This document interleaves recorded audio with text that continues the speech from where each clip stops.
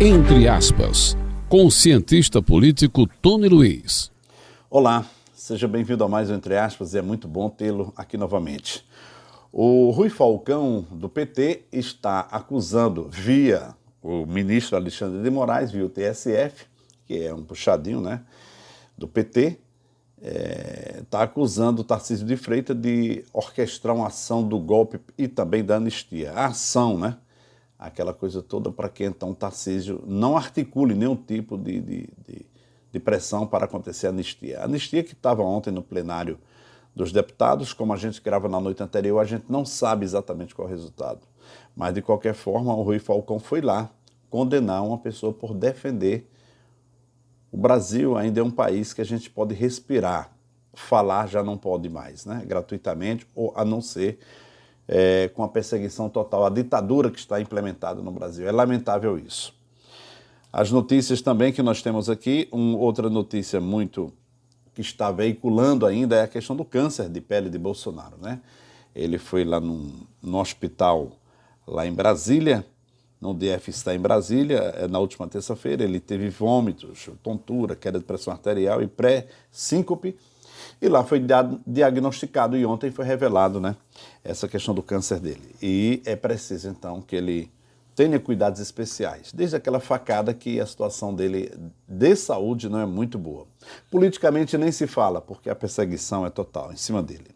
Brasil não atinge meta de alfabetização e menos de 60% das crianças sabem ler ou escrever no Brasil.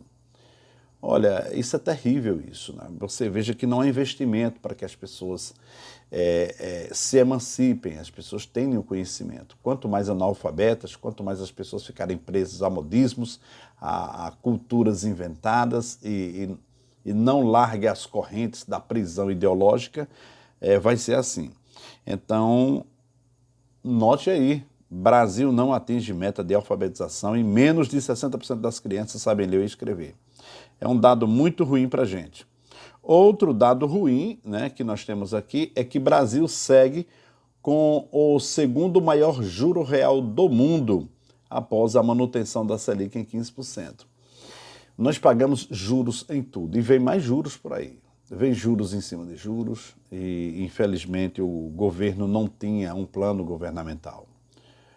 Quando Lula foi eleito, implementou o seu regime, ele não apresentou um plano governamental, sempre eu falei disso, né?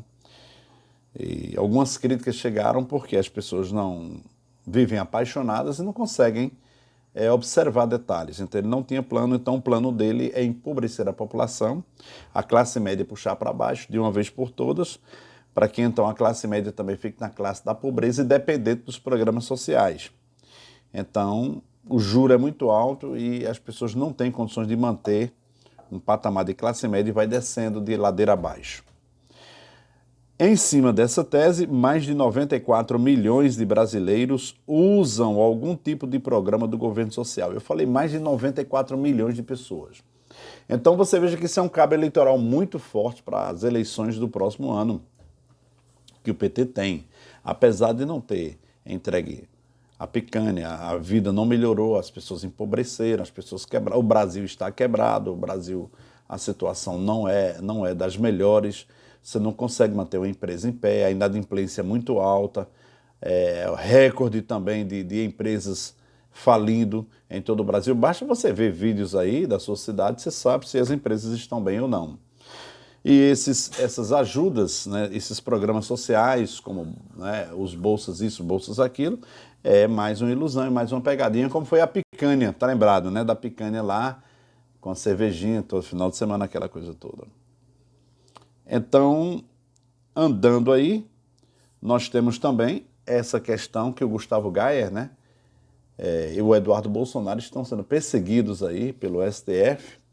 Alexandre de Moraes já acionou o PGR para que então possa averiguar as falas, porque Eduardo Bolsonaro e o deputado Gayer, né, Gustavo Gayer, eles fizeram a comparação da Constituição, das leis americanas, dos Estados Unidos, e a lei brasileira, Constituição essa que foi rasgada há muito tempo. Ninguém segue a Constituição, ninguém fala o STF, né? A parte judiciária, boa parte do Brasil. Então eles querem condenar querem perseguir mais uma vez. É lamentável que somente os conservadores da direita são perseguidos, da esquerda não. Salve-se quem puder nesse Brasil de injustiças total. A gente volta amanhã com mais Entre Aspas. Um abraço, até lá.